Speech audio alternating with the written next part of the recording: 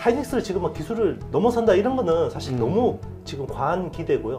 그게 쉽지가 않아요. 네. 근데 이제 적어도 엔비디아 퀄에 통과할 정도는 됐으면 좋겠다라는 거고요. 야, 그러면은 메모리가 지금처럼 범용으로 싸구려로, 아니, 그러니까 가성비 좋은 제품으로 파는 거가 아니라 엄청난 가격을 받을 수 있겠네요. 범용 대비해서 100배짜리 제품이 안 나오리라는 법은 없죠.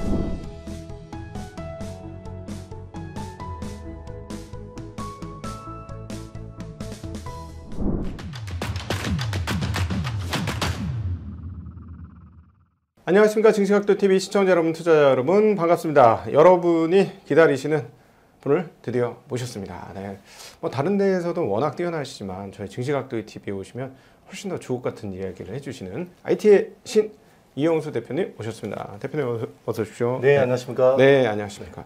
이번에 이제 사실은 보통 한 2달에 한 번씩 매시는데 지금 이제는 뭐 한 달 조금 남짓에 네. 오셨어요. 근데 요즘 변화가 너무 심해서 네네, 맞습니다. 옛날에 2~3달에 한 번 하던 거를 한 달에 해야 될 정도로 반도체 변화가 정말 정신을 차릴 수 없을 정도로 지금 큰 변화가 이루어지고 있어요. 네, 맞습니다. 네, 딱 이런 시점에 그런 분들을 위해서 우리 이영수 대표님이 바로 써먹는 최강의 AI 혁명 투자라는 책을 발간하셨습니다.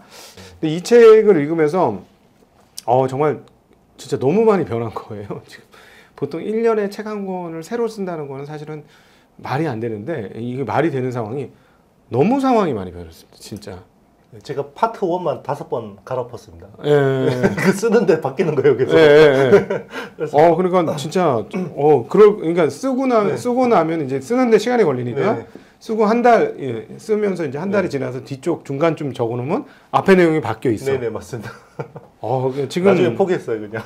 그러니까 정말 엄청난 거죠. 그러니까 뭐 바로 몇 개월 전에 엔비디아가 뭐 이제 $500가 되지 않았습니까? 막 이런 얘기를 했는데 지금 네. $1,000. 그렇죠. 예, 그렇고 뭐 정신을 차릴 수 없을 정도 수준으로 변화하는데 그럼에도 불구하고 이 책을 읽으면 제가 좋은 게 뭐였냐면 틀이 잡힙니다. 지난번에 바로 써먹는 최강의 반도체 투자도 제가 그 책을 읽고 이렇게 하면 되겠구나 라고 틀을 얻어서 투자하는데 직접 접목을 했었고요. 이 책도 마찬가지로 우리가 지금 상황들을 어떻게 바라봐야 되는지에 대한 틀거리를 딱 제공합니다. 그러니까 이 책을 보면 진짜 얼마나 숨가쁘게 지금 AI 반도체 쪽 변화가 일어나는지 알 수 있어서 좋은 책을 써주셔서 너무 여러모로 감사한 마음입니다. 네. 네. 불러주셔서 감사합니다. 네. 그리고 네. 이 책 보시면 뒤에 실전 투자 AI 혁명 탑 100, 그다음에 노트 이렇게 해서 직접적으로 기업들이 언급되어 있습니다. 그래서 그것도 보시면은 도움이 많이 될 것 같고요. 자, 그래서 이 책에서 나온 내용이기도 한데 HBM하고 이 SSD하고 지금 갑자기 용량이 작년도에 봤던 거하고 지금 보는 거하고 또 내년의 전망이 확 다 바뀌었어요. 네, 그렇죠. 그래서 저 궁금한 게 도대체 어디까지 레인지를 둬야 되는지 궁금한데 HBM이 한 내년이나 내년 후년 기준으로 얼마 정도가 쓰여질지 이 책에서는 뭐 80억 기가바이트 뭐 이렇게 적혀 있었는데 네네. 지금은 또 어떻게 보고 계신지, 그리고 이 SSD도 최근에 막 분위기가 막 바뀌고 있어요. 그 어떤 용량의 증가 폭에 대해서 한번 얘기를 해주시면 좋을 것 같아요. 이게 이제 왜 전망이 틀리냐면요. 그러니까 원래 이 기술이라는 게 처음에 보면 이 플랫폼을, 그러니까 예전에 막 통신 플랫폼을 이제 기반으로 보면 뭐 1G, 2G, 3G, 4G, 5G 이렇게 가면서 여기서 이제 이 플랫폼 위에서 올라가는 이제 콘텐츠들이 처음에는 텍스트거든요. 그래서 우리 처음에 챗GPT 넣으면 챗이잖아요. 그러니까 텍스트 투 텍스트가 되는 거고, 그 다음에 이제 이미지로 가요. 사진 같은 것들을 하는데 AI가 이제 달리 같은 데서 사진을 만들어 주잖아요. 영상을 이미지를 만들어 주잖아요. 그러면 여기 또 트래픽이 확 증가하고, 그 다음에 동영상으로 가잖아요. 그 다음에는 가상현실이거든요. 근데 AI는 이 압축 속도가 너무 빨라요. 채팅인 텍스트 투 텍스트가 나온 지가 2022년 11월에 챗GPT로 3.5 네, 맞습니다. 3.5 기반으로 나왔고 달리가 바로 나왔고요. 그 다음에 지금 소라라는 게 동영상이 이제 조만간 나오죠. 그리고 올 연내 소라라는 서비스가 나오고, 이게 만약에 성공적인 서비스가 된다 그러면 바로 가상현실로 될 건데요. 그게 우리가 막 정말 궁극적으로 보는 건 영화 매트릭스처럼 가상하고 현실하고 거의 구별이 안 될 정도의 그런 거를 이제 기대를 하는 건데, 그런 속도가 빨리 되니까 우리가 동영상은 아 그래 뭐 한 내후년 빠르면 내후년 되겠다라고 했는데 올 연말에 나온다네. 네. 그러니까 갑자기 컴퓨팅 파워 그리고 네. 저장에 대한 이 수요가 네. 완전히 억울해질 수밖에 없죠. 네, 그러니까 보통 이런 거 하면 야 이제 앞으로 10년 후에 엄청나게 바뀌고요. 이제 한 우리 과거 이제 IT 혁명 98년 99년 IT 혁명을 하면서 그때 뭐 예를 들어 이 서버 업체들 돈 처음에 벌었습니다만 후에는 뭐 구글이나 이런 데들이 다 돈을 쓸어 담았습니다. 근데 그때까지 한 시기의 차이가 한 10년 있었습니다. 아이폰에 아이팟이 나온 다음부터니까 거의 한 10년 걸렸어요. 이런 얘기를 했는데 지금은 지금 말씀하셨던 시점이 아직 2년이 안 됐어요. 그렇죠. 네. 2022년 11월에 네. AI 혁명이 시작됐으니까 이제 네. 한 1년 8개월 네. 됐네요. 네. 그러니까 인프라가 커지고 있는데 도로 다니는 거야. 지금 딱 한국식이죠. 옛날에 같으면 인프라 다 깔고 이제 자동차 테스팅하고 자동차를 그 길 위에서 타고 뭐 이런 분위기인데 인프라를 까는 중에 차는 가고 있고 인프라 또 깔아. 뭐 이런 정도이죠. 그러니까 그러니까 어이가 없는 게 개인적으로 엔비디아가 시가총액을 애플과 마이크로소프트를 넘겨? 그게 말이 돼? 그렇죠. 고객사인데? 거의 10배가 난 거죠. 네, AI 네. 혁명이 되면서 네, 거의 네. 이제 10배가를 바라보고 있는 거고 네. 그게 사실은 이 사이클이 압축적으로 일어나면 여기서 독점적인 그 인프라를 쥐고 있는 엔비디아 같은 업체가 수혜를 볼 수밖에 없어요. 네네. 네. 근데 규모가 한 대략 네. 어느 정도 봅니까? 지금 이제 네. 일단은 저희 한국에서 가장 민감한 부분이 도대체 HBM 시장이 어디까지 커질 거냐 뭐 이런 거고 그다음에 HBM이 DRAM 시장에서 차지하는 부분이 어느 정도 될 것이냐 그래서 이게 용량이 어디까지 차지해서 규모가 어느 정도 될 것이냐 이런 것들이 궁금해요. 네, 뭐 제 책에 쓴 것보다는 당연히 상향 조정됐을 거고요. 그 사이에 지금 이제 제일 최근에 나온 데이터가 이제 골드만삭스가 공개한 게 2026년까지 네. 300억 달러, 네. 300억 달러 정도 전망을 했는데요. 네. 저도 이거는 그러니까 3월에 자기들이 내놓은 데이터보다 30% 상향 조정했거든요. 네네. 네. 근데 아마 이것도 추가 상향 조정이 필요할 겁니다. 네, 왜냐면 네. 이거 엔비디아 이번에 그 컴퓨텍스에서 공개하기 전에 아마 데이터 가지고 했을 거거든요. 네네. 근데 이번에 젠슨 왕이 공개한 거에 네. 비하면 이건 너무 부족해요. 그래서 그러니까 지금 상황으로 한번 반도체 그냥 딱 시장을 보면 네. 올해 시장이 한 6천억 달러 정도로 보고 있어요. 전체 네네. 반도체. 네네. 그래서 6천억 달러 중에서 한 1,300억 달러 정도가 메모리 반도체입니다. 네. 그리고 이제 통상적으로는 보통 한 6대 4 정도로 디램이 6, 뭐 네. 낸드가 4 정도 되는데요. 네네. 요게 이제 7대 3까지 갈 수도 있을 것 같아요. 왜 그러냐면 이제 디램에 HBM이 자꾸 들어오잖아요. 네네. 네, 그러니까 이제 디램의 ASP가 올라가고 있기 때문에 그래서 아마 올해는 디램 시장 전체가 아마 1,000억 달러까지 네. 또 갈 수도 있을 것 같아요. 네. 그러면 이제 여기서 이제 HBM이 차지하는 비중을 보면 금액 기준으로 보면 저는 한 40%대까지는 조만간 1, 2년 안에 갈 수 있다고 보고 있고요. 그리고 이제 공급 기준으로 보면 작년이 뭐 HBM이 전체 디램에서 비트 기준으로 보면 5% 정도, 네네. 그리고 올해가 한 10%, 네. 뭐 내년이 한 20% 정도 되지 않을까. 네. 그리고 이제 아마 금액 기준으로는 40%한 중후반 때까지는 갈 것 같고요. 그러면 거의 절반 가까이 가는 거죠. 네. 네, 공급 기준으로는 한 30%대까지 가지 않을까 생각해요. 지금 이 말씀드리니까 비트는 이제 수량이고요, 수량. 네네. 근데 이제 네. HBM은 그 D램을 이렇게 적층을 해서 만드는 거니까 가격을 더 비싸게 받으니까 수량 기준으로는 조금씩 늘어나는데 금액 기준으로는 이렇게 우상향하는 네. 사이클로 가는 거죠. 쉽게 이야기하면 16기가 비트짜리 DDR5 디램이 네. 만약에 뭐 10달러다. 그러면 HBM 16기가 비트짜리 HBM은 한 6배에서 8배 비쌉니다. 그러면 60달러, 80달러 정도 팔려요. 네, 네. 그러니까 에버리지 네. 세일즈 뭐 프라이스가 네. 계속해서 올라가는 거죠. 네네. 그러니까 보통 뭐 6배, 7배, 8배 지금 그 가격이 떨어져야 되는데 공급 부족이기 때문에 절대 또 안 떨어진다. 네, 그러니까 원래는 이제 대다수 시장 조사 업체들이 일단 시장의 규모에 대해서 너무 과소평가했던 게 첫 번째 틀렸고요. 네. 두 번째 틀린 거는 이 ASP가 줄어들 거라고 생각했어요. 네, 그러니까 네. 일반 디램, 범용하고 HBM의 그 가격 갭이 한 뭐 6배에서 8배인데 이게 조만간 3배 사이로 축소될 거야. 왜냐면 네. HBM 공급이 늘어나니까 네네. 라고 이야기했는데 틀렸죠. 그래서 최근에 트렌드 포스가 또 반성문 썼죠. 내년에 HBM의 ASP 가격을 5에서 10% 상향 조정으로 조정했습니다.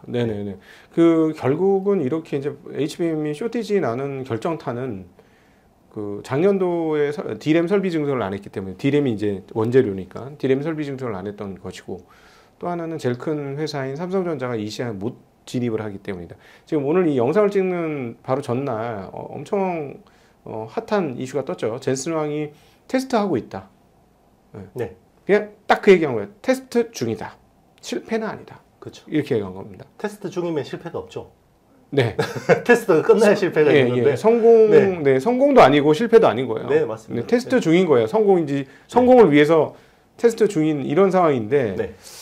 어떻게 보면 좀 너무 민감한 얘기고 사실 정확하지 않은 얘기긴 한데 기진 애를 쓰고 있습니다만은 삼성전자 사실은 우리가 작년 연말에 삼성전자가 24년도에 설마 HBM 못 넣겠어? 그렇겠죠. 라고 봤죠. 네, 그렇게 생각했죠. 근데 지금 6월 달이에요. 와, 이거 테스트 중인데 그럼 뭐 작년에 테스트 안 했나? 작년에 테스트 중이었고 와, 이거 올해 넣겠나? 네. 근데 올해는 그렇다고 치더라도 내년에 못 넣으면 진짜 심각해질 것 같은데. 그렇죠. 우리 반도체 산업 입장에서 너무 큰 손실이죠. 네. 네, 근데 정말 걱정이 됩니다. 예. 그러니까 이게 이제 국민 주식이고 많은 국민들이 가지고 있고 국가 경제에서도 너무나 중요한 거기 때문에 그나마 지금 하이닉스 너무 잘하고 있죠. 네, 맞습니다. 네. 네, 너무 잘하고 있고요. 그러니까 사실 뭐 우리가 뭐 삼성전자에 대해서 개인적인 뭐 감정이나 편견은 없어요. 그리고 사실 우리 둘 다 삼성을 안 좋게 이야기해서 얻는 이득이 하나도 없습니다. 개인적으로 저는 응원하는 입장인데. 네, 응원하는 입장이에요. 저희는. 네. 프로야구 롯데 팬이라고 보시면 돼요. 요즘 제가 롯데 팬 같은 사람이 된 거예요. 삼성전자한테. 한화 아니고요? 한화도 있죠. 한화 하세요. 저는 롯데 할 테니까. 롯데가 전통의 전통이 길기 때문에 좀 잘해라. 그렇죠. 잘해라 막 이런 거거든요. 네. 맞아요. 근데 이제 사실 분석하는 사람들은 감정을 빼고 팩트 가지고 이야기를 해야 되고요. 그러니까 뭐 저희의 뭐 뷰가 틀릴 수도 있는데 사실 근데 우리가 아는 거대로 이야기하는 게 저는 제일 중요하다고 생각합니다. 개인적으로 전 제가 이번 건 틀렸으면 좋겠어요. 저도 그렇습니다. 네, 틀렸으면 좋겠는데 이게 참 너무너무 안타깝습니다. 그러니까 만약에 이게 내년도까지도 그 하이닉스 정도 수준으로 못 올라오게 되면 일단 하이닉스한테 이익 기준으로는 따라잡히는 상황 온다. 네. 제가 한 달 전쯤에는 그렇게 될 수도 있어요. 이렇게 얘기했는데 지금 와서 보면 만약에 내년도에 하이닉스와 버금가는 수준의 수율이 안 나오면 진짜 따라잡히겠다. 이런 생각이 많이 들거든요. 저는 개인적으로 뭐 그 하이닉스 수준의 기술에 버금가는 수준과 수율을 기대하지도 않아요. 네. 현실적으로 그런 겁니다. 이게 사실은 그게 쉽지가 않아요. 네. 근데 이제 적어도 엔비디아 퀄에 통과할 정도는 됐으면 좋겠다라는 거고요. 그러니까 적어도 지금 뭐 하이닉스를 지금 뭐 기술을 넘어선다 이런 거는 사실 너무 지금 과한 기대고요. 그러니까 엔비디아가 지금 뭐 이것도 정확한 내용은 아닌데 제가 알기로는 삼성을 이렇게 넣기 위해서 그 기준을 좀 완화한 걸로 알고 있거든요. 그 완화한 기준도 아직 못 맞추고 있는 거거든요. 그러니까 열 관리 문제에 있어서 조금 공간을 더 줬다 뭐 이런 얘기가 되겠죠. 그 길을 좀 더 이제 문을 좀 더 열어줬는데도 불구하고 거기에 기준에도 못 들어온 거예요. 그러니까 수율은 차치하고 일단 뭐 수율이 10% 나오든 20% 나오든 일단 그 스펙은 넘어야지 쓸 수가 있는 겁니다. 근데 이게 지금 그 언론에 알려진 바로는 엔비디아 테스트가 시간이 1000시간이에요. 1000시간. 그러니까는 뭘 하나 바꿔서 넣으면 1000시간 걸리는 거예요. 그러니까 그게 이제 몇 개월 1000시간이면 며칠이야? 한 달이 넘네. 그렇죠. 네, 40일 정도. 네, 1000시간이면 그러니까 한 달이 넘는 시간이 일단 무조건 테스팅하는데 한 달이 무조건 더 걸리기 때문에 뭔가 이렇게 스펙을 바꿔서 넣는 순간 한 달 이상이 더 걸리는 거예요. 그렇죠. 그래서 지금 되게 안타까운데 그럼에도 불구하고 이제 냉정하게 사실 평가는 좀 해야 되는데 D램 그러니까 그 HBM의 원재료가 되는 D램에 있어서 하이닉스는 지금 공정이 원비 무슨 원비죠? 맞습니다. 네, 원비입니다. 그냥 원비라고 하나요? 원래 10나노 때는 원 X, 원 Y, 원 Z로 갔다가 그리고 원 A, 원 B, 원 C 이렇게 됩니다. 그러면 10나노 때에서 5세대 기술이라고 보면 되고요. 그래서 원비는 한 12나노 때 정도로 보시면 되고요. 삼성이 지금 주력으로 적용하는 거는 원 A입니다. 그래서 14나노 때라고 보시면 돼요.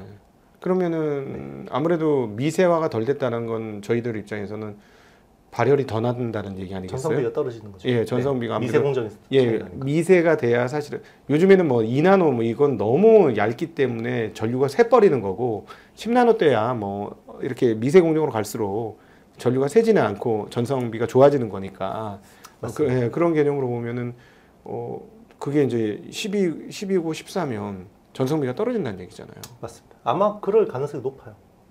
그럼 이걸로 전성비가 떨어지는 걸 그 우리가 표현하는 전성비가 떨어진다는 건 구동을 세게 하면 발열이 아무래도 조금 더 난다는 개념인 거고.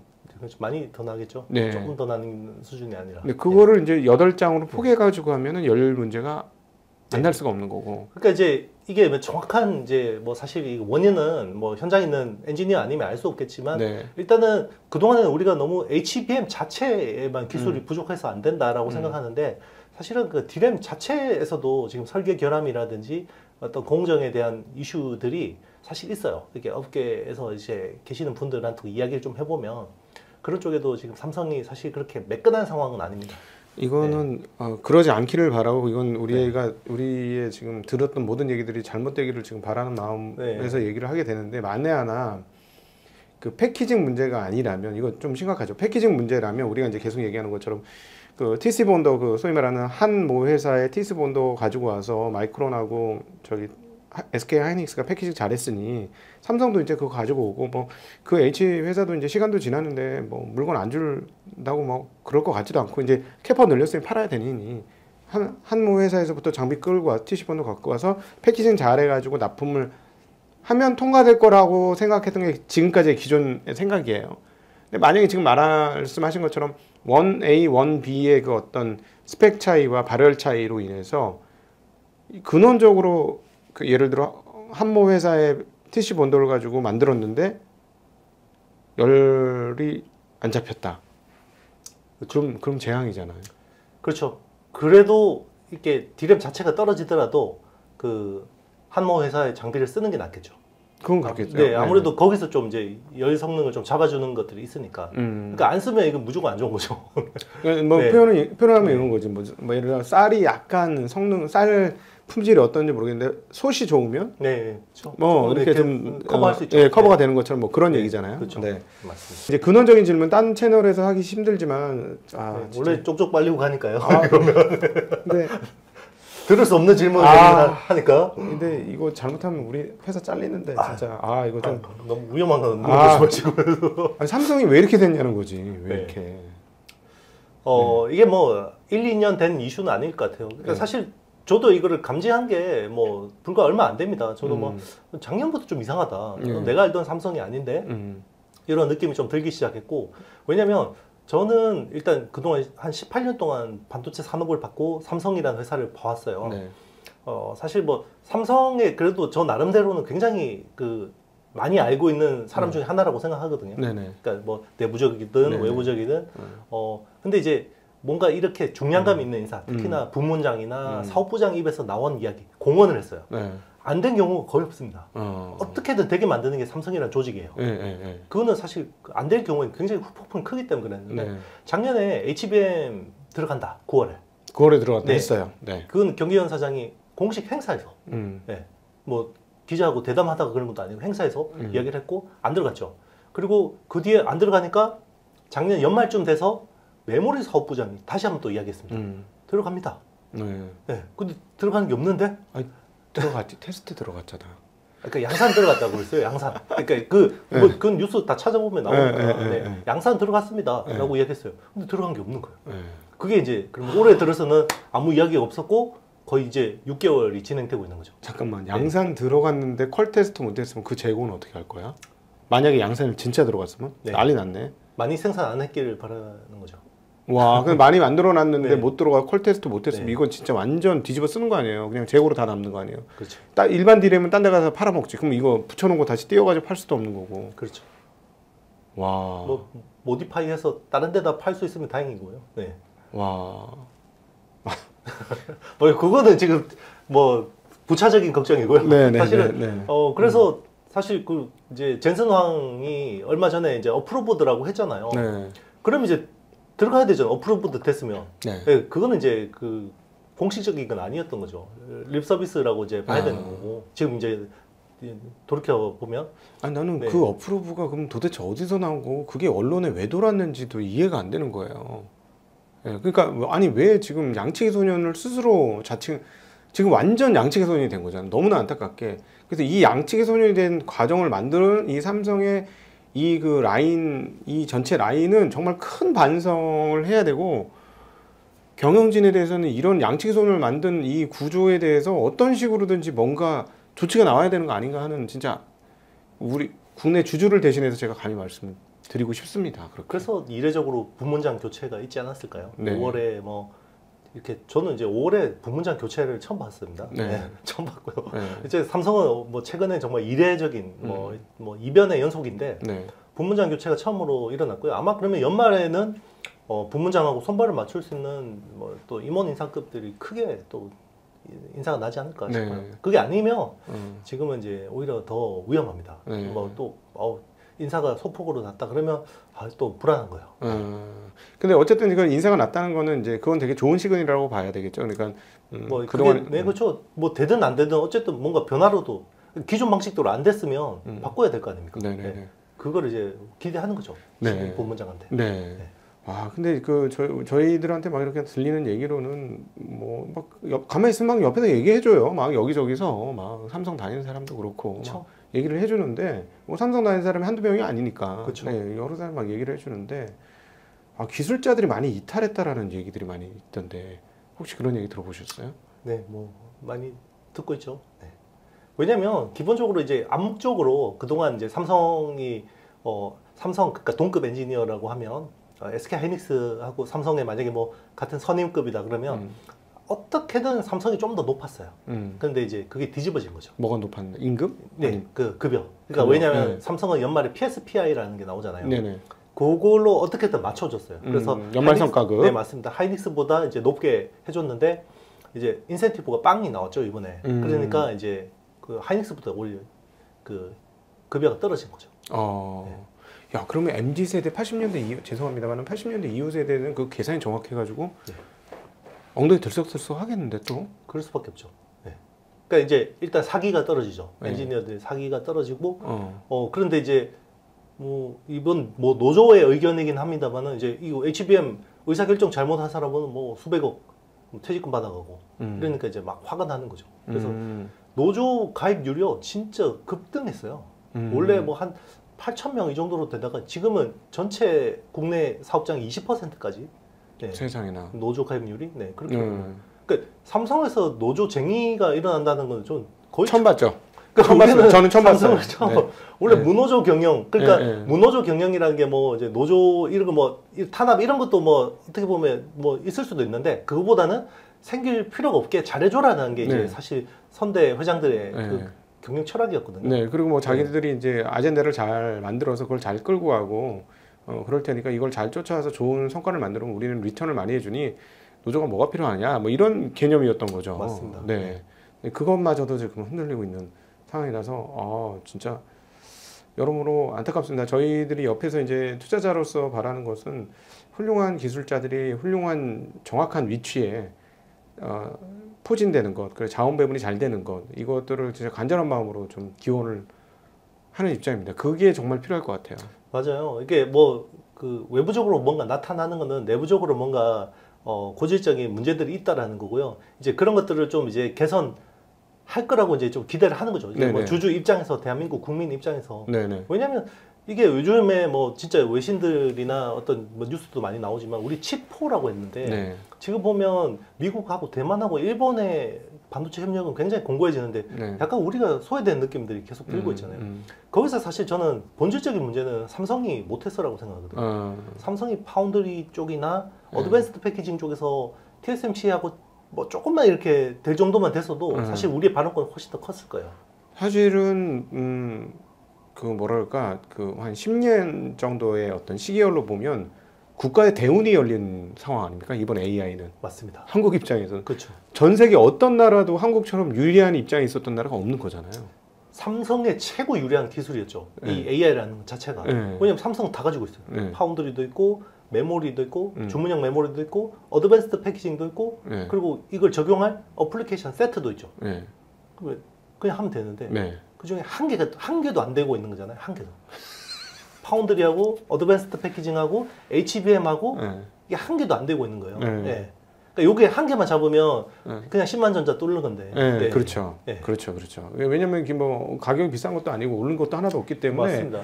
진짜 말씀하신 대로 여러 가지 중에 한 개만 해도 그냥 10만 전자 갖는 상황인데 이 한 개가 안 터지네, 진짜. 그렇죠. 몇 개월을 지금 기다리고 있는데. 그러니까 뭐 우리 예전 뷰들 보셨겠지만 제가 뭐 정치각도기 TV 오래 출연했지만 우리 삼성에 대해서 항상 희망적으로 이야기하고 그래도 삼성이 우리가 봐왔던 삼성은 할 거야라고 했는데 이거를 이제 계속 우리가 희망 회로를 돌려서 뇌피셜로 가면 안 되죠. 왜냐면 우리는 정확한 우리 나름대로 그래도 생각한 정확한 이야기를 해줘야지 그래도 보시는 분들이 투자에 도움이 되잖아요.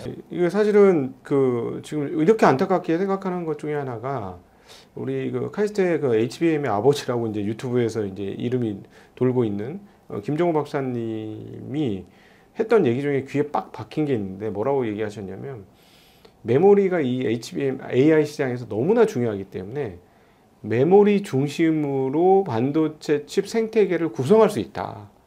이렇게 얘기 최근에 하셨거든요. 저는 그 얘기 듣고 정말 깜짝 놀랐어요. 그럴 수 있겠구나. 왜냐하면 지금 병목은 최근 병목은 GPU 병목이 아니라 HBM 병목 아닙니까? 맞습니다. 네. 그러니까 HBM 병목 있는 자리가 가장 핵심 자리인데 그러니까 우리가 핵심에 있는데 이거를 못 걸고 오고 뭐 주식시장에는 뭐 일부 종목 올라가긴 했습니다만 세계 시장에서 AI의 규모로 움직이는 걸 보면 우리는 오히려 신고가를 내야 될 수도 이것들 때문에라도 거의 반영 안 된 거나 마찬가지인 거예요. 제가 보기에는 너무 안타까워요. 그렇죠. 사실 이거를 삼성이 먹었어야 되죠. 그러니까 이제 엔비디아와 TSMC와 SK 하이닉스의 연합군이 만들어내는 코어스라는 칩, 코어스라는 기술, 그거보다 삼성이 이야기하는 프로세스 인 메모리가 훨씬 더 나았다 그러면 PIM 쪽으로 많이 생산했겠죠. 해외 업체들이. 근데 단 한 것도 없잖아요. 그러니까 그걸 설명을 좀 해주셨으면 좋겠어요. 왜 메모리가 중요한지 그리고 아까 프로세스 인 메모리, PIM이라고도 부르는 그게 왜 중요한지 좀 설명해 주시면 감사할 것 같아요. 일단 이제 AI라는 그 기술 자체가 사람의 뇌를 모방한 거예요. 그러니까 사람을 모방하는 거거든요. AI는. 그러면 AI 반도체, AI 가속기는 사람의 뇌를 모방하겠죠. 근데 사람의 뇌는 프로세서, 그러니까 연산하고 저장이 같이 있어요. 한 개입니다. 연산하고 저장이. 근데 반도체는 연산 따로 있고 저장이 따로 있잖아요. 프로세서하고 메모리가 따로 있죠. 그러니까 이거를 최대한 한 개처럼 작동하는 게 제일 좋은 거예요. 근데 현재는 기술적으로 안 되니까 프로세서하고 메모리를 프로세스 니어 메모리를 하는 거예요. 그게 코어스입니다. 그래서 프로세서하고 메모리 간의 대역폭을 확 넓혀가지고 실리콘 인터포저를 써서 2.5D 패키징으로 하는 거고요. 요게 이제 그러면 점점 더 그 사람의 뇌처럼 발전할 거 아니에요. 그러면 이게 메모리 주도로 간다 그러면 프로세스 인 메모리가 되겠죠. 메모리 안에 연산의 기능이 점점점 들어오는 거예요. 삼성이 그 원래 이야기했던 프로세스 인 메모리가 되는 거고요. 그러면 당연히 연산을 하는 쪽 프로세서 업체들 입장에서 계속해서 메모리를 흡수하고 싶지 않을까요? 그런 쪽으로 계속 하겠죠. 걔들 주도에. 그리고 결국에는 컴퓨팅 인 메모리, 메모리 위에서 컴퓨팅이 모두가 되는 우리가 이야기하는 뉴로모픽 반도체. 근데 그게 메모리 주도로 된다고 할 때는 컴퓨팅 메모리가 되겠죠. 근데 만약에 프로세서 주도로 메모리를 흡수해 버렸다 그러면 우리 입장에서는 굉장히 끔찍한 건데 하여튼 뭐 또 다른 이름이 생기겠죠. 그런 식으로 가는 겁니다. 지금 두뇌 작동이라고 해서 제가 좀 말씀하실 때 상상을 해봤더니 우리가 어떤 물건을 보고 저게 뭐지 할 때 보통 저게 뭐지가 할 때 내가 기존에 가지고 있던 생각과 연결해서 보는 거잖아요. 그렇죠. 기존에 가지고 있던 생각이라는 거는 기억인 거잖아요. 맞습니다. 요게 메모리니까 이 메모리를 활용해서 있는 거를 다 뭐하고 비슷했더라? 뉴런하고 시냅스. 요거를 막 이렇게 맞춰가지고 하는 거니까 말씀하신 대로 사실은 머리 좋다는 것 중에 하나가 기억력 좋은 사람은 머리 좋다고 하잖아요. 그렇죠. 머리를 뺑뺑이 잘 돌리는 사람도 있지만 우리가 그 보면 쟤 머리 잘 돌아가 하는 거는 뭔가 그때 뭐 대응을 잘하는 이렇게 야 이런 대응을 한단 말이야. 애드립을 이렇게 쳐? 뭐 이런 개념인 거고 그건 프로세스인 거고. 그렇죠. 우리가 머리가 좋아할 때 막 옛날 뭐 1900 몇 년도에 뭐 몇 월 며칠에 뭐가 있었는데 이걸 해가지고 이거는 그때하고 이거하고 비슷해. 이러면 쟤 머리 좋다. 그건 이제 메모리 쪽에서 뽑아내는 능력인 거잖아요. 그러니까 이제 그거를 한계처럼 잘 쓰는 거죠. 굉장히 잘 쓰는 거죠. 그러니까 지금 말씀은 그러니까 그 동안에는 재빠르게 움직이는 걸로도 가능하지만 머리를 쓴다는 게 좋은 기억력을 가지고 그걸 가지고 연결해서 톡톡톡톡 연결하는 것도 그거 굉장히 좋은 머리인 거니까. 네, 맞습니다. 그러니까 말씀하신 대로 메모리 중심의 AI 시대가 분명히 펼쳐질 수도 있는 거다. 그렇죠. 사실 지금 이거를 노리는 회사가 SK 하이닉스입니다. 아, 네. 놀랍게도 SK 하이닉스가 이런 쪽에 많은 관심을 가지고 있고요. SK 하이닉스가 이제 HBM4부터 로직 다이, 그 밑에 베이스 다이라고 하죠. 요거는 로직이거든요. HBM을 쌓기 전에 밑단에 논리회를 넣는 거죠. 맞습니다. 거기에 이제 많은 기능들이 들어가요. 그래서 기존에는 HBM3까지는 컨트롤 IC, 그러니까 메모리를 이제 그 컨트롤하는 IC가 외부에 있었어요. 근데 이제 HBM4가 되면 여기로 들어오고요. 그리고 이제 HBM4 후속의 어떤 칩들, 그 베이스 다이에는 캐시 메모리도 들어오고요. 네트워크 메모리도 들어오고요. 여러 가지 IP들이 이제 올라옵니다. 아, 캐시 메모리라는 건 사실은 GPU나 CPU 안에 넣어서 쓰던 거잖아요. 맞습니다. 그래서 연산이 들어와요.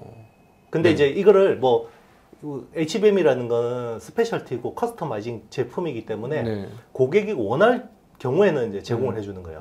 그러니까 이제 프로세스 인 메모리를 하는데 이게 뭔가 딱 정형화된 제품이 아니라 IP들을 가지고 있으면서 그러니까 TSMC 하는 거 똑같은 거죠. 그러니까 고객이 AI 가속기를 쓰려는 고객이 우리는 이 니네들이 가지고 있는 로직 다이에다가 이런 것들을 어레이 해줘 라고 하면 하이닉스가 가지고 있는 IP에서 이거를 넣어주는 거죠. 그 필요 없다 그러면 빼주고. 갑자기 듣다 보니까 그러네. 야, 그러면은 벤처기업 같은 애들, 스타트업, 그 저기 AI 스타트업 같은 경우는 GPU가 너무 비싸니까 예를 들어서 지금 하이닉스가 논리 연산이 되는 이렇게 기층에 있는 그것들을 굉장히 강화하고 거기에다 캐시 메모리를 넣고 뭐 등등등 많이 넣어가지고 메모리에 되게 빠른 메모리를 만들어주면 GPU 조금 쓰고 메모리 많이 써가지고 가격을 낮춰가지고 자기네들이 세팅해가지고 AI 가속기를 만들 수가 있겠네요. 맞습니다. 정확하신 분석이에요.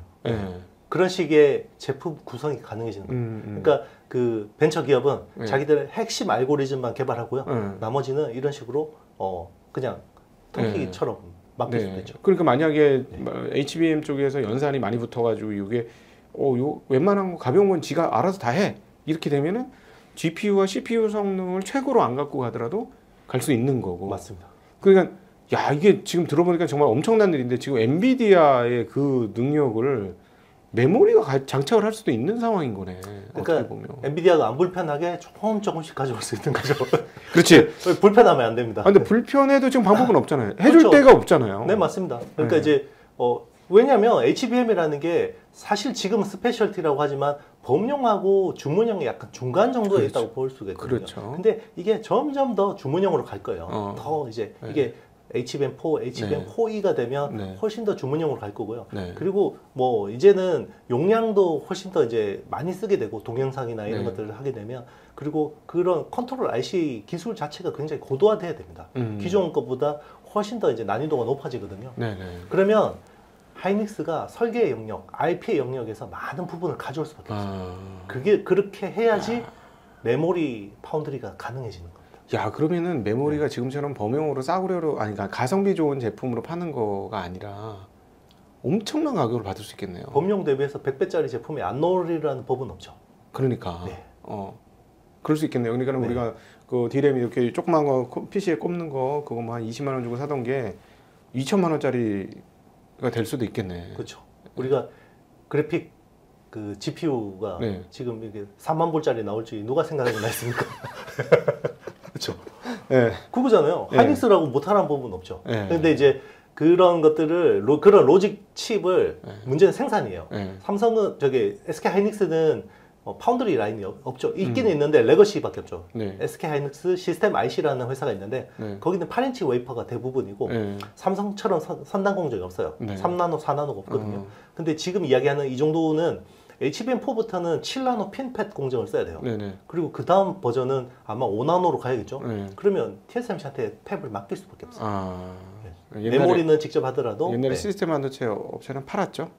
갖고 있었던 거 어려워가지고 하이닉스가. 아, 그렇죠. 예전에 매그나 칩 이제 빼서 팔았다가 거기 또 공정 부분은 키파운드리스를 다시 사왔어요. 그걸 이제 뭐 그런데 거기는 레거시 팹이에요. 네. 뭐 근데 참 그런데 또 이런 이 측면에서 이제 SK 하이닉스가 안타까운 게 돈이 없어요. SK 그룹이. 근데 그럼에도 불구하고 그냥 청주에 그 13지 15X 공장을 짓잖아요. 그렇죠. 그거는 이제 대폭적인 D램 그 설비 증설인 거죠. 네, 맞습니다. 근데 이거 알려진 바로는 그게 자기 돈으로 짓는 게 다 아니다. 그렇죠. 지금 뭐 계약 부채라는 항목이 있는데 네. 지금 작년 4분기 기준으로 SK 하이닉스 계약 부채가 1조 5천억 정도 됐어요. 근데 이번에 1분기 기준으로 재무제표를 보니까 2조 7천억으로 1조 2천억이 늘었습니다. 네, 그러니까 10억 달러를 누가 꽂아준 거죠. 뭐 엔비디아겠죠. 그렇죠. 엔비디아가 선불급으로 준 거다. 선지급이죠. 예, 그래서 그럼에도 불구하고 그 돈이 한 20조 원 들어가는데 만약에 지금 최근에 뭐 SK가 돈이 없다, 뭐 SK 온이나 이런 데 투자하느라고 뭐 현금 유동성이 부족하다, 뭐 수십조 원이 필요하다, 막 지금 이런 얘기가 도는데 만약에 야 SK가 그쪽으로 안 하고 이번에 돈 좀 모아놨다 여기다 꼽았으면 진짜 엄청난 일이 벌어졌을 것 같다는 생각도 들어요. 그렇죠. 근데 이제 올해부터 HBM 쪽에서 꽤 많은 이익을 낼 수 있어요. 그러니까 네. 원래 HBM 올해 SK 하이닉스 HBM 매출 추정을 제가 이제 작년 말에는 한 8조 정도로 봤어요. HBM만? 네네. 매출? 네. 네. 그런데 올 초에는 제가 한 10조 정도로 상향 조정했어요. 네. 근데 최근에는 한 12조에서 13조까지 봅니다. 네. 그 이유는 이제 삼성이 계속 지연돼서 네. 그거를 이제 하이닉스가 먹으니까 그런 건데요. 네네. 근데 그 중에서 절반이 이익으로 꽂힐 거예요. 네. 그러면 만약에 올해 12조 나온다 그러면 6조가 HBM에서 이익이 나오는 거거든요. 네. 그래서 그거 벌어서 재투자해도 네. 되긴 하는데 네. 가급적이면 이제 외부에서 좀 펀딩해도 괜찮죠. 네. 아 그러면은 야 그 기존에 이제 그 다른 레거시 공정들도 아무래도 이 기여를 좀 할 테니까. 네, 맞습니다. 그럼 하이닉스는 올해 이익 규모가 10조가 훨씬 넘을 수 있다는 얘기네. 저는 더 그 이상 봅니다. 예, 네. 예, 그렇게 되네요. 네. 그러면은 하기야 5월달 지금 반도체 수출을 보니까 117억 달러? 이거가 금액이 갑자기 확 커졌어요. 네네. 이거면은 연간으로 기준으로 이 흐름을 앞으로 12개월 유지한다면은 사상 최대의 실적이잖아요. 그렇죠. 예, 그러니까 금액적으로 사상 최대인데 결국은 그거는 비싸게 HBM을 팔아먹고 있는 그 부분이 상당폭 영향을 미친다. 맞습니다. 그러니까 네. 비트 공급 기준으로는 늘어나는 것보다 네. 지금 P가 늘어나는 게 훨씬 빨라요. 네. 왜냐하면 계속해서 HBM 비중이 커지기 때문에 네. 그러니까 ASP가 계속해서 올라가는 효과겠죠. 네. 네. 네. 자, 그러면 이번에 잠시 숨을 돌려서 HBM 얘기를 집중적으로 했었는데 그 레거시 그 앞서 이제 그 초반에 그 말씀하셨죠. 문자에서 사진에서 동영상으로 동영상에서 이제는 가상현실까지로 이렇게 점차 그 메모리가 확대되는 분야로 이제 넘어가는데 그러면 이거 프로세싱을 위한 메모리도 중요하지만 그걸 보관하고 있는 보관 창고인 SSD 시장 그렇죠. 또 어마어마하게 커질 거 아닙니까? 커질 수밖에 없어요. 예. 네. 어느 정도 커질 거라고 그건 우리가 예상해 봐야 될까요? 일단 뭐 정확하게는 알 수 없지만 일단 그 지금 기술 기반으로 보면 텍스트 기반으로 봤을 때 그 토큰 수와 그리고 이제 이게 이미지로 갔을 때 토큰 수와 동영상으로 갔을 때 토큰 수를 추정한 게 있는데요. 네. 텍스트 대비해서 동영상이 213배 많습니다. 그 서비스가 동영상 서비스가 많아지면 네. 네, 데이터가 폭증할 수밖에 예, 없죠. 예, 네. 예. 그렇죠. 네. 그리고 또 이게 이제 소라에서 구현된 네. 동영상을 보면 딱 보는 순간 아, 저건 메모리 사용량이 엄청나겠구나. 그러니까 네. 여기서 중요한 건 그거예요. 그러니까 메모리를 그러니까 우리 스토리지라고 하면 이걸 네. 많이 늘리기 위해서는 HDD라는 하드디스크 드라이브도 있잖아요. 네네. 하드디스크 드라이브는 싸잖아요. 네, 그렇죠. 이걸 많이 써도 되는데 굳이 그러면 왜 SSD로 가냐면 일단은 Q가 커지는 거는 HDD도 하나의 옵션이 될 수 있는데 네. 중요한 건 이게 전기를 엄청 먹어요. HDD가 SSD 대비해서 전기를 한 5배 더 먹거든요. 그럼 못 쓰지. 네, 이거는 기계 장치예요. 네. 그래서 요런 거를 HDD를 쓰는 거는 쓸 때는 있어요. 그러니까 기본 빅데이터가 쫙 오면 네. 로우 데이터 쌓아놓는 데는 네. HDD를 써요. 얘는 그냥 쓰기 기능만 있으면 되거든요. 그런데 우리가 AI에 데이터 트레이닝을 하고 추론을 하려면 계속해서 읽기 쓰기를 동시에 막 일어나야 되고 전기도 적게 써야 돼요. 네. 그러려면 SSD를 쓰는 수밖에 없죠. 네. 그것도 이제 골드만에서 한 3배 정도 증가할 것이다라고 네. 하는데 저희가 잘 모르는 게 이제 D램은 워낙 이제 가격이 비싸고 그러다 보니까 잘 팔면 마진이 확실한데 여기는 사실 얼마 전까지만 해도 적자였거든요. 네, 맞습니다. 예. 그럼 많이 팔면 적자가 개선이 되는 건가요? 여기는 또 중국도 진입을 계속하고 있는 시장이라 그 부분 좀 궁금합니다. 그러니까 이거를 우리는 SSD를 그냥 낸드 플래시하고 동의로 하면 안 돼요. 그래요? 예, 왜냐하면 낸드 플래시의 주요 수요처 중에 하나가 사실 그동안 제일 큰 수요처는 스마트폰이었어요. 근데 스마트폰에 들어가는 거는 eMMC라고 해서 Embedded Multimedia Card라는 네. 그 낸드 플래시 덩어리를 씁니다. 네. 이게 원래 제일 컸어요. 네, 네. 그런데 이제는 우리 서버나 PC에 쓰는 이제 SSD, 그러니까 PC용 SSD는 클라이언트 SSD라고 하고요. 서버에 쓰는 거는 엔터프라이즈 SSD인데 우리가 지금 이야기하는 거는 엔터프라이즈 SSD가 엄청 좋은 거예요. 네, 네, 그래서 네. 낸드 플래시 전반이 아직까지 좋아졌다고 보긴 힘들어요. 그래요? 아직까지 낸드는 감산을 굉장히 많이 하고 있어요. 감산을 많이 하고 있는데 예. 이쪽 수요만 완전 폭발을 하는 겁니다. 여기는 일단 뭐 HBM만큼 아니 되겠지만은 가격을 많이 받겠네요. 그러면. 네. 그래서 그 20-30%씩 계속해서 고정 거래 가격을 올리고 있어요. 네. 근데 이것만 해가지고는 전체 수요를 커버하지 못한다는 말씀이신 거죠? 그렇죠. 그러면 결국 내구 소비재에서 낸드 플래시 수요가 뭐 좀 더 나와줘야 돼요. 그러니까 B2B 가지고는 HBM은 B2B이기 때문에 only B2B잖아요. 네네. 그러니까 이제 HBM은 그런 쪽 효과가 있는데 네. 낸드 플래시는 only B2B 가지고는 안 돼요. B2C가 살아나야 되거든요. 네. 그러면 결국 PC하고 스마트폰 수요가 살아나야 되는데 네. 지금 PC하고 스마트폰 수요가 살아나려면 네. 결국 온디바이스 AI가 돼야 됩니다. 그래야만 온디바이스 최근에 원래 여기 처음 나오셨을 때부터 온디바이스 얘기하셨고 지난번 해서 아직까지는 온디바이스 이제 막 시작이 되는 겁니다 했는데 또 그 사이에 한 달 반 사이에 엄청난 일이 또 온디바이스 관련해서 일어났는데 애플이 이제 내일 모레 있을 WWDC에서 네네. 아마 온디바이스 뭔가를 얘기할 것 같은 분위기예요. 네, 맞습니다. 근데 제가 보기에는 이건 애플이 치고 나가야 되는 게 이거 만들었잖아요. 엑셀. 헤드 이걸 뭐라 불러야 돼? 비전 프로. 예, 비전 프로.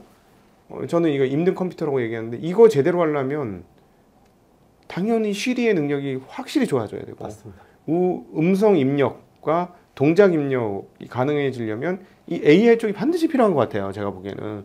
그러면 사실은 얘네가 날개를 날려면 AI를 잘 써야 되는 입장이니까. 맞습니다. 근데 아무것도 안 해놨으니 오픈 AI하고 이제 뭐 같이 맞습니다. 협력을 하겠다 뭐 이런 등등등 구글하고도 협력을 하겠다 이런 등등 얘기 나오는데 만약 이렇게 되면 온디바이스 시작되는 거 아닐까요? 네, 그렇게 기대를 하고 있죠. 만약에 여기서 굉장히 매력적인 뭔가 서비스의 가능성을 보여준다 그러면 하반기 또 AI 겁니다. 네, 시장은. 근데 만약에 생각보다 시원찮네? 이거 좀 시간이 필요하겠다. 네. 그러면 이제 다시 또 AI 가속기하고 HBM 쪽으로 이슈가 오겠죠. 네. 예를 들자면 제가 여기 들어오기 전에 뭔가 하나 컴퓨터로 작업을 했는데 다른 기계가 블루투스 연결시키는 거예요. 안 되더라고. 잘 안 돼.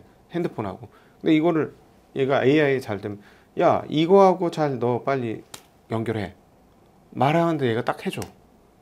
그럼 되게 편할 것 같거든요. 맞습니다.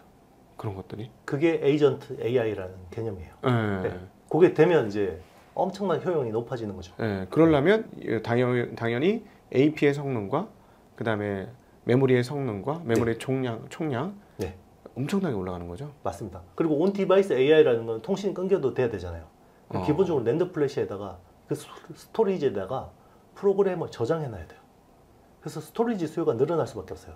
그러니까 아이러니하게도 낸드 플래시가 우리가 생각한 것보다 AI 이전에 이렇게 왜 성장을 못했냐면 통신 속도가 너무 빨라져서 그래요.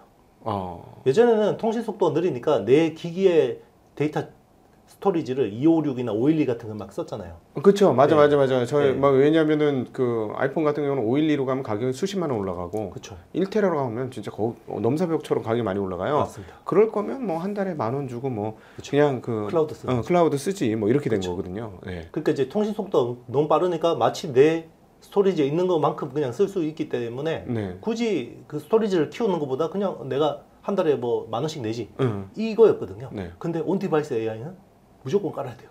네. 내 스토리지에 그리고 이게 매기면서 커지는 프로그램일수록 용량이 계속 커지겠죠. 그러면 내 스토리지에 적어도 저는 15% 정도는 차지할 거라고 보거든요. 장기적으로. 그러면 낸드 플래시 수요가 늘어날 수밖에 없죠. 그러니까 우리가 이제 과거 사진과 동영상을 찍으면서 예를 들어 뭐 100기가, 50기가, 이런 64기가, 128기가 쓰던 거를 갑자기 512기가, 1테라 막 쓰는 것처럼 그런 식의 한 단계가 아닐 수도 있겠구나. 그렇죠. 두세 단계 올라갈 수도 있겠구나. 우리가 그래서 동영상 AI를 얼마나 쓰느냐가 네. 관건인 거죠. 그러니까 예를 들어 기가가 아니고 이제 테라 단으로 팍 맞습니다. 치고 올라갈 수도 있겠네. 막 그렇게 가겠죠. 2테라, 3테라, 4테라 뭐 이런 식으로. 맞습니다. 옛날 우리가 그 기가 전에 그 메가바이트에서 기가 올라오는 것 마냥 그런 변화가 그렇죠. 더 발생할 수도 있다. 그게 이제 우선적으로는 서버 클라우드에서 먼저 발생하는 거고요. 네. 그래서 지금 QLC 기반의 네. 테라바이트, 요즘 뭐 80테라바이트, 네. 160테라바이트 수준의 SSD가 요구되고 있고요. 네. 그런 것들이 이제 지금 SK하이닉스의 솔리다임에서 막 그렇게 네. 지금 공급하고 있는 거죠. 아 잠깐만 여기 네. QLC 네, QLC 얘기했는데 네. 저희 구독자분 중에 하나가 삼성 QLC가 안 돼요 이렇게 얘기를 하셨어요. 설마 네. 이랬는데 그걸 좀 여쭤보고 싶습니다.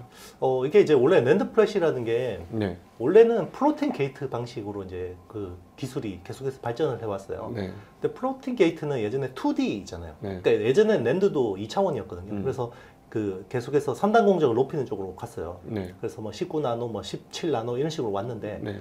요게 이제 한계가 오다 보니까 이제 수직으로 쌓는 방식으로 갔잖아요. 그게 네. V낸드라는 컨셉이잖아요. 네네. 근데 기존의 플로팅 게이트 방식은 수직으로 쌓기에는 좀 불리했던 거예요. 네네네. 그래서 2000년대 초반에 삼성은 플로팅 게이트 방식 대신에 CTF라는 방식으로 바꿨어요. 네. 차지 트랩 플래시라는 방식으로 바꿨는데 그거는 3D 낸드 하기는 되게 좋아요. 근데 이제 인텔은 계속해서 플로팅 게이트 기술을 일부 유지를 했어요. 네. 네. 그래서 그 플로팅 게이트 방식으로 계속해서 유지했고 뭐 SK 하이닉스도 거의 그 CTF 방식으로 전환을 했고요. 네. 그래서 낸드 공급 업체 중에서 플로팅 게이트 쪽으로 계속 하던 회사는 인텔밖에 없었죠. 네네. 근데 요거를 이제 SK 하이닉스한테 이제 팔았잖아요. 네네. 그래서, 중국 공장 네. 팔았죠. 그래서 뭐 이 인텔의 플로팅 게이트가 이게 큰 역할을 할지 아무도 몰랐어요. 그때만 해도. 그런데 이게 갑자기 동영상 AI 막 수요가 늘어나니까 그 데이터 셀을 쪼개는 거잖아요. 원래는 싱글 레벨 셀이었고 요게 네. 데이터 셀을 2개로 쪼개서 쓰는 게 멀티 레벨 셀이고 네. 지금은 3개로 쪼개 쓰는 게 트리플 레벨 셀이거든요. 네. 그러면 4개로 쪼개 쓰면 여기 2의 4성이 되잖아요. 네. 2의 3성에서. 네. 그러면 확 늘어나는 건데 문제는 CTF 방식으로는 TLC에서 QLC로 가는데 좀 기술적인 허들이 있습니다. 근데 플로팅 게이트는 상대적으로 쉬워요. 쪼개서 쓸 수 있는 것? 네네. 아까 메모리를 쪼개서 쓴다고 하셨죠? 쿼드러플 레벨 셀이거든요. 네네. 그게 QLC인데 메모리 셀을 그냥 그러니까 기존에 원룸 이게 고시원으로 파는 거죠. 원룸을 기존에는 방 한 개인데 2개짜리 쪼개서 팔다가 네. 3개로 쪼개서 지금 팔고 있는 거예요. 근데 요걸 4개로 쪼개서 팔려고 그러니까 기존의 CTF 방식으로는 좀 한계가 있는 거죠. 그래서 그게 갑자기 플로팅 게이트의 QLC가 갑자기 주목을 받게 된 거죠. 네. 그래서 그 네. 하이닉스는 QLC로 대응을 해서 eSSD에도 굉장히 유리한 위치가 있는데 맞습니다. 삼성전자는 QLC가 안 돼서 네. eSSD에도 어렵다. 아직까지는 그러니까 연구 개발을 하고 있는데 이렇게 양산할 정도까지는 아직까지는 시간이 좀 필요할 것 같습니다. 그럼 중국 업체들은요? 중국도 또 마찬가지일 거예요. 중국도 플로팅 게이트보다는 보통 CTF 방식이 돼서라. 그래서 지금 SK 하이닉스는 굉장히 운이 좋은 거죠. 네. 근데 뭐 제가 중국 업체 중에 플로팅 게이트를 하는 회사가 있을 수도 있으니까 네. 제가 뭐 이거는 확실하게 모르는데 YMTC나 뭐 이런 큰 회사들은 네. 제가 알기로는 다 CTF 방식. 아. 왜냐하면 그 한국이나 대만 쪽에서 이제 엔지니어들 스카우트해서 네. 뺏긴 기술이라 네. 아마 CTF 방식일 겁니다. 하이닉스가 인텔 그 낸드 사업 중국에 있는 거 사고 나서 코로나 터져가지고 그 다음에 이제 중국 미국이 막 쪼기 시작하면서 와 완전 뒤집어 썼다 이랬는데 그렇죠. 와 완전 하이닉스 완전 망했다 인텔한테 완전 솔리다이 때문에 망할 뻔했죠. 진짜. 이거 네. 완전히 뒤집어 썼고 이거 미국이 저거 할 줄 알고 인텔 파는 거다 막 우리끼리 막 그런 얘기 했었는데 아마 그럴 겁니다.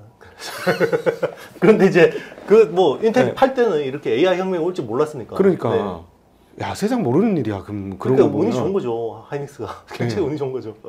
그러면 eSSD 시장에서도 하이닉스가 엄청난 약진하게 그럼 마이크론은요? 마이크론도 뭐 비슷할 겁니다. 마이크론도 아마 QLC 쪽은 아직까지는 그렇게 준비가 안 돼 있는 걸로 알고 있어요. 네. 와 그러면은 HBM하고 QLC eSSD하고 하이닉스는 그럼 연말 내년까지 실적 어마무시하겠네. 그렇죠. 이제 여기서 관건은 이제 CTF 방식의 QLC가 언제 나오느냐. 네. 네, 뭐 이거 갑자기 또 뭐 계산해서 나올 수도 있잖아요. 그러니까 이제 그게 관건인데 당장은 QLC 쪽에서 제일 잘 준비된 거는 솔리다이온 맞습니다. 네. 그렇군요. 인생의 7할은 운인 것 같아요. 이번에는 우주의 네. 기운이 하이닉스 쪽으로 오는 것 같습니다. 돈만 있었으면 정말 좋을 뻔했네. 그렇죠. 네. 근데 이제 다른 계열사에서 깨먹고 있으니까. 그러니까 그게 참 이게 모든 거는 또 완벽하진 않아요. 맞습니다. 세상은 또 그런 걸 보면 아, 네. 오늘 이 책 쓰시면서 네. 주로 이제 꼭 우리 구독자분들에게 하고 싶으셨던 이야기가 무엇일까? 이 책이 아주 잘 만들어졌어요. 그림도 엄청 많아. 막 이렇게 보시면 중간중간에 컬러 그림도 있고 중간에 심심하지 않아요. 읽다 보면 막 이런 것들이 막 이렇게 나와서 그 잘 만들어졌습니다. 이 애를 많이 써가지고 가격이 좀 올라갔습니다. 이게 네. 총 그림을 직접 그렸더라고 보니까 이거 AI로 그린 겁니까 혹시? 네, 맞습니다.